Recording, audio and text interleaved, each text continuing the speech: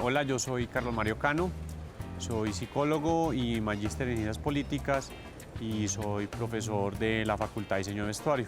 El día de hoy vamos a hablar un poco sobre el concepto de lo político o de la política. Básicamente lo primero que tendríamos que decir es que realmente el concepto de política es un metaconcepto. ¿Qué es un metaconcepto?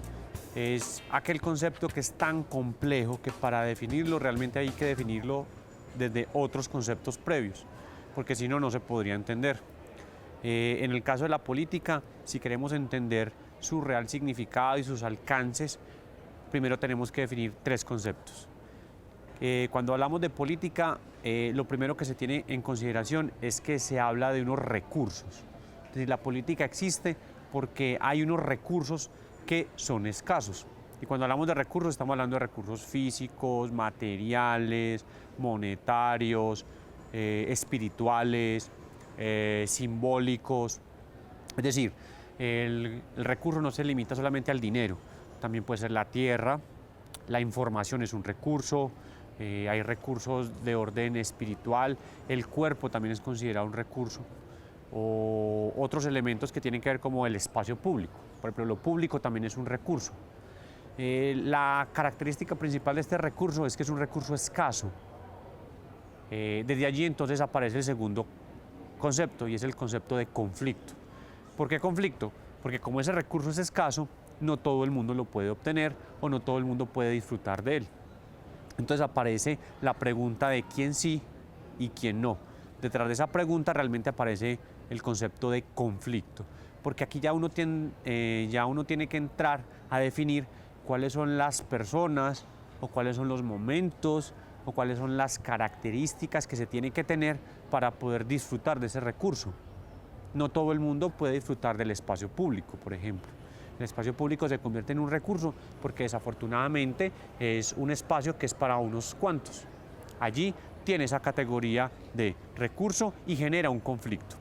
Y el tercer concepto que es necesario para poder entender el concepto de lo político es el concepto de poder. ¿Por qué? Porque el poder es el que me permite responder a la pregunta de quién sí y quién no va a disfrutar de ese recurso. Es decir, el poder es una vía, un mecanismo o una estrategia que es el que se utiliza para plantear estas personas sí pueden disfrutar de ese recurso y estas no. O, si lo que vemos en otros términos, el poder es una forma de resolver ese conflicto. Hay tres maneras de entender el poder. Está la violencia, está la alienación y está la argumentación. El poder entonces siempre nos obliga a tener una relación con el otro, yo y el otro. Lo que pasa es que si recurrimos a la violencia implica que el otro es completamente borrado, invisibilizado. No importa si es a nivel simbólico o a nivel real. Es decir, la manera por la cual yo resuelvo ese conflicto es borrando al otro. Si el otro se borra, yo no tengo con quién entrar en conflicto y yo me quedo con el recurso. Ahí la violencia aparece como un mecanismo o una estrategia de poder. El otro mecanismo o estrategia del poder es la alienación. Kafka decía que la mejor forma de esclavizar a alguien era hacerle creer que es libre. La alienación es cuando yo le hago creer al otro que sus decisiones lo benefician a él, pero realmente las decisiones que toma me terminan beneficiando a mí. Es decir, yo no necesito borrar al otro, invisibilizar al otro, como en la violencia, sino que necesito convencer al otro que renuncie a ese recurso que necesita y en esa renuncia me termina otorgando a mí la posibilidad de acceder a ese recurso.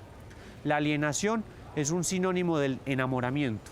Una persona enamorada es una persona alienada. ¿Por qué?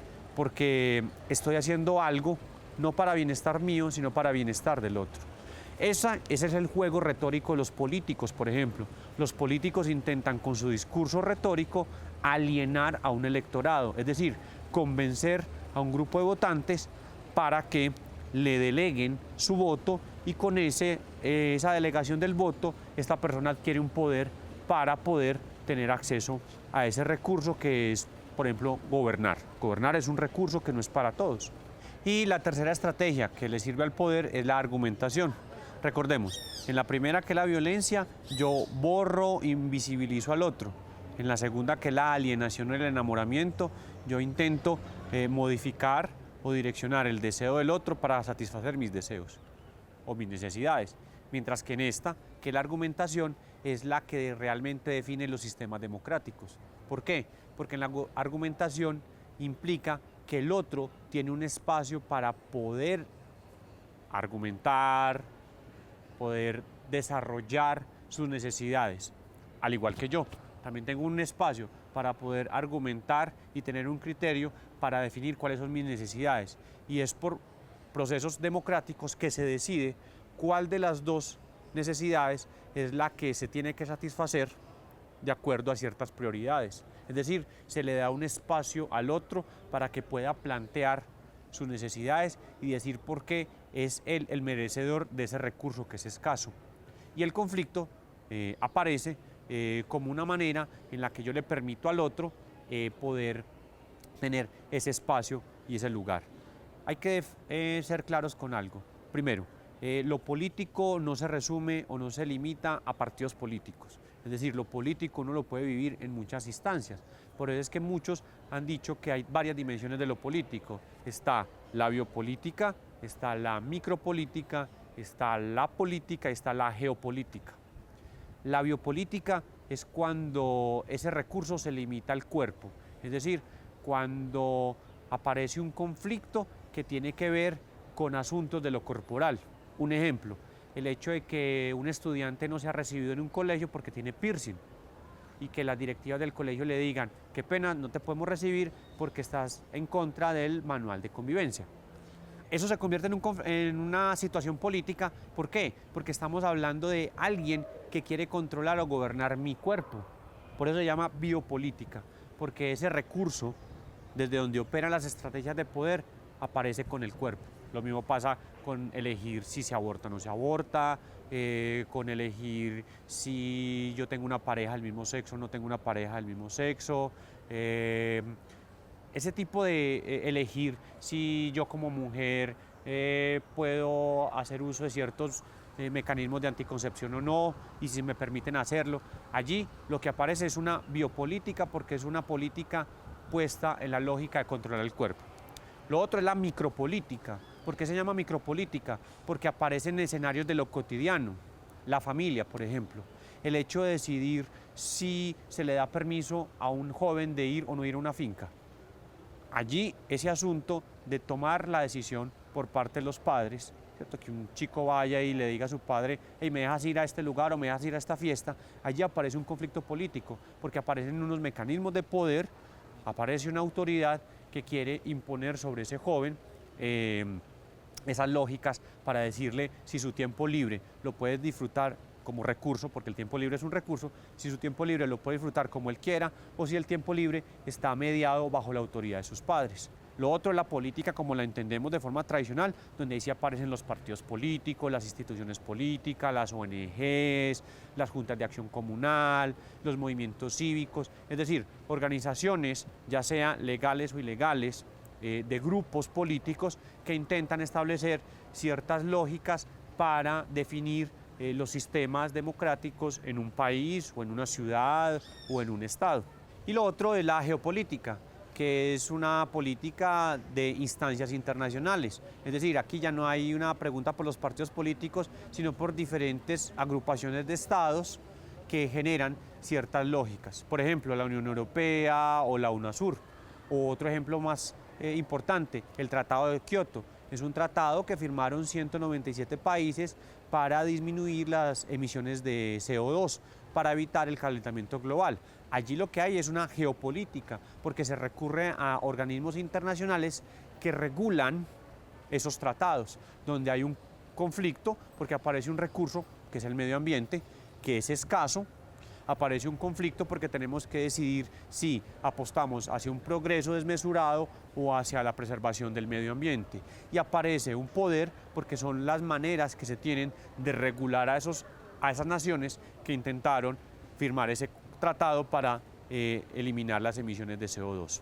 Si uno quisiera poder tener un acercamiento mucho más tangible con el asunto de lo político en nuestro contexto, yo propongo 3 escenarios. 1, el espacio público. 2, la vida barrial de los jóvenes. Y 3, la lúdica de los jóvenes. En esos 3 escenarios vamos a mirar cómo funciona lo político.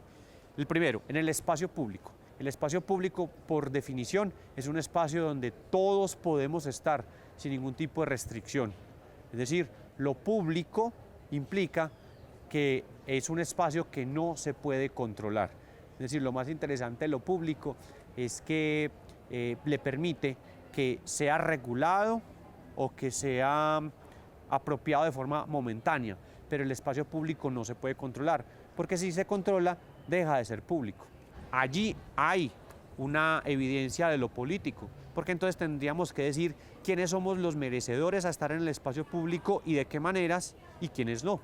Por ejemplo, cuando el espacio público intenta desalojar a un vendedor ambulante, se supone que el argumento que utiliza es: este espacio público nos pertenece a todos. Usted, señor ambulante, está privatizando este espacio porque está haciendo uso de él a toda hora, está intentando controlarlo. Entonces, lo público es un escenario donde lo político está presente. Lo otro, o el otro escenario donde puede estar presente lo público, es en los barrios. Cuando se crean eso que se llaman fronteras invisibles, por ejemplo, cuando un grupo armado ilegal toma control sobre un barrio y no le permite a la gente de otro barrio entrar a ese territorio, allí lo que aparece es un conflicto político donde el factor de este grupo armado es el que regula lo que pasa al interior de ese barrio. Ese grupo armado termina controlando que la gente no haga fiestas o el transporte público, o termina controlando lo que pasa al interior de ese barrio. Allí, obviamente, el barrio se convierte en un escenario político. Y el tercer escenario, o la tercera experiencia que puede hablar de lo político, son las experiencias lúdicas de los jóvenes. Las maneras como los jóvenes se divierten, por ejemplo, en nuestra ciudad. Allí también hay elementos políticos que pueden estar en juego. Entonces, entendamos que lo político no solamente engloba los partidos políticos, sino que también define nuestra vida cotidiana.